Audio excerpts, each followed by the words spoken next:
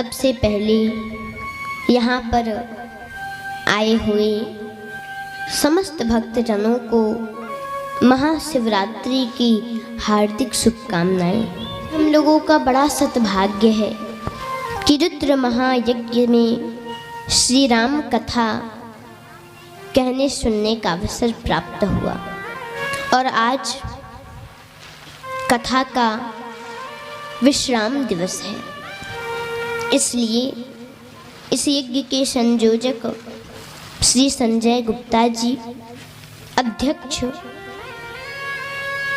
श्री अशोक सिंह जी, कोषाध्यक्ष श्री लाल मणि जी,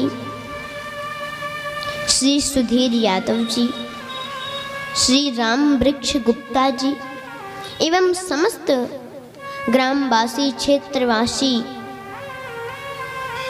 नगरवासी सबको हमारे तरफ से बहुत बहुत धन्यवाद एवं आशीर्वाद। जिनके आज्ञा से यहाँ कथा कहने का अवसर प्राप्त हुआ, ऐसे समस्त वेद पुराणों के एवं कर्मकांड, ज्ञान कांड, उपासना कांड के विद्वान कथावाचक पंडित श्री शिवदास चौबे जी महाराज को भी हृदय से साधुवाद एवं प्रणाम, क्योंकि महाराज जी के साथ ही हमारे पिताजी ने भी कथा का अध्ययन किया था और इन्हीं के आशीर्वाद, समस्त गांव नगरवासी के भी आशीर्वाद, हमारे घर परिवार एवं पूरे समाज के आशीर्वाद से ही आज हम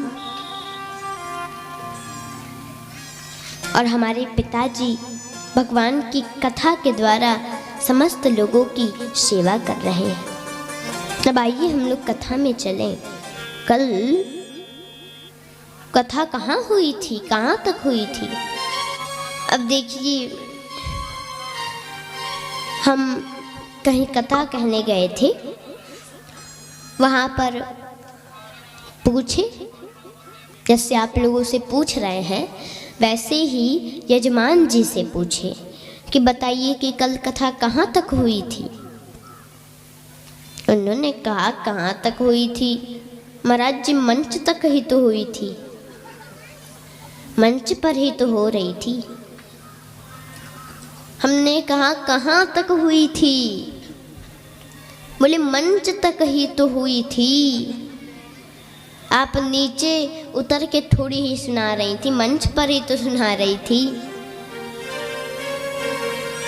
तो कहाँ पर हुई थी? हम ये नहीं पूछ रहे हैं कहाँ पर हम बैठ के बोले थे, हम ये पूछ रहे हैं कथा कहाँ तक हुई थी, कहाँ तक हुई थी बताइए। राज्याभिषेक की तैयारी हो रही थी। चलिए ताली बजा दीजिए दीदी के लिए।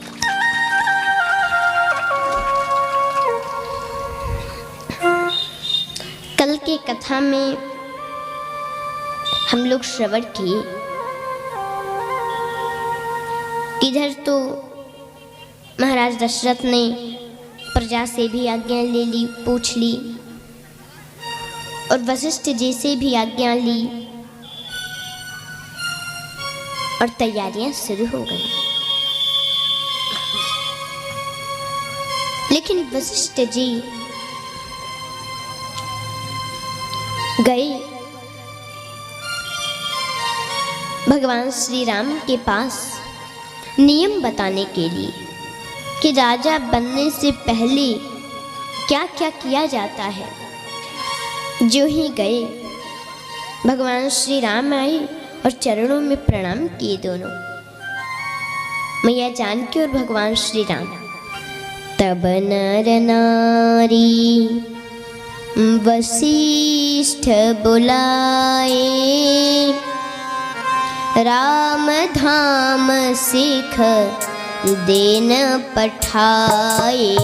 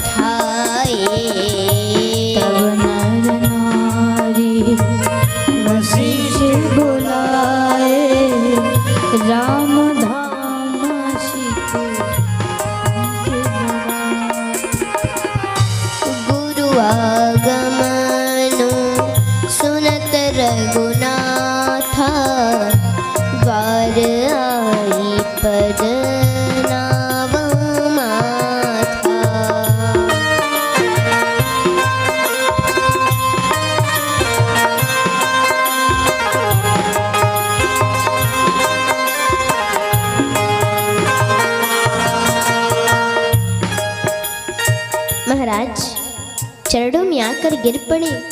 आप पधारे गुरुजी।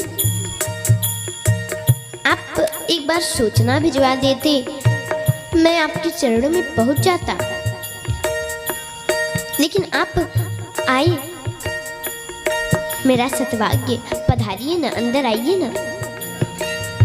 सादर अर्घ दे घर आने, सोरह भाती पूजिसन माने।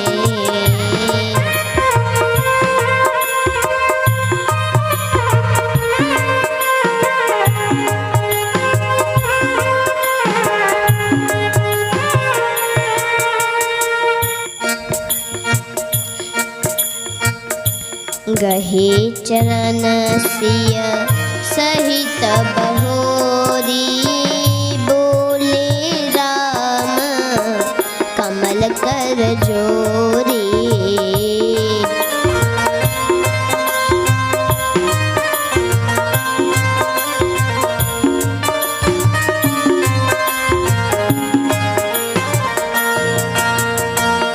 सेवक सदना स्वामी आगमनो, मंगल मूल मंगल दमनो।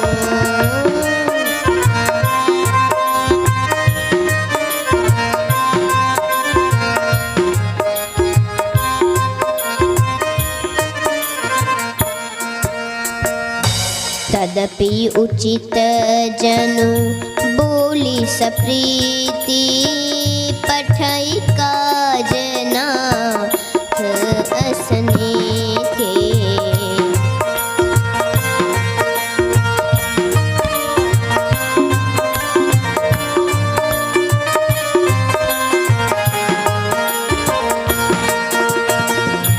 तब नर नारी वशिष्ठ बुलाए, राम धाम सिख देन पठाए।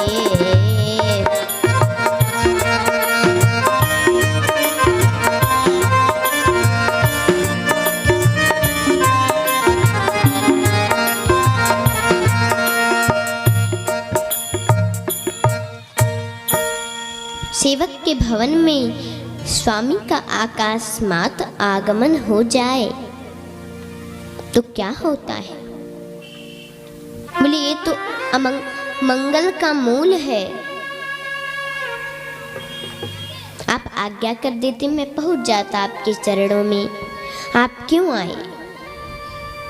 फिर भी आप आए, मेरा सद्भाग्य। आज्ञा करें।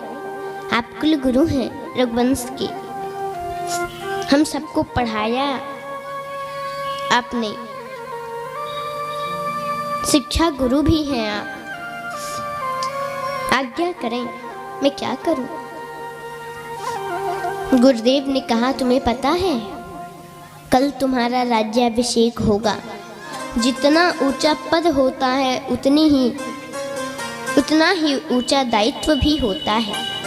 राजगद्दी पर बैठना सहज नहीं है, इसलिए आपको कल तक व्रत करना होगा, सारे संयमों का पालन करना होगा, सत्य संभाषण, पृथ्वी पर शयन करना होगा, मन वचन और कर्म से अति पवित्रता होनी चाहिए, बड़ों का आदर, अपने कुल देवता के प्रति निष्ठा और भगवान का धन्यवाद। फलाहार ही सेवन करना है कल तक, तब आपका कल राज्याभिषेक होगा। वैसे ये सभी सद्गुण तुम में है, लेकिन फिर भी बताना तो मेरा धर्म है बेटा। राम ने प्रणाम किया, गुरुदेव चले गए। राम जी जानकी के पास बैठी, बोले एक बात हमें अच्छी नहीं लग रही जानकी। देवी जानकी बोली, क्या मेरी भगवान?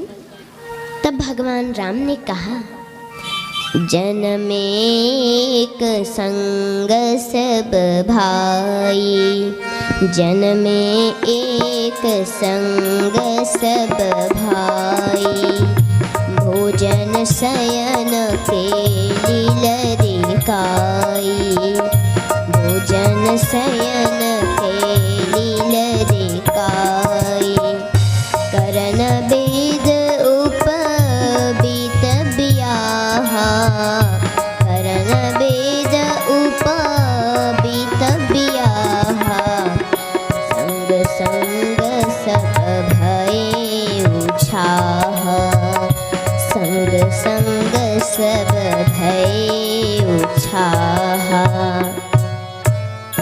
देवी, हम चारों भाइयों का जन्म एक साथ हुआ, नामकरण भी एक साथ हुआ, उपनयन, पट्टी पूजन, विद्यालय में पढ़ना, इतना ही नहीं विवाह भी एक साथ हुआ। लेकिन विमल वंश यह अनुचित एको, बंधु विधाय बड़े अभिषेको। लेकिन इस रघुवंश के विमल वंश में ये कुछ अनुचित सा लग रहा है।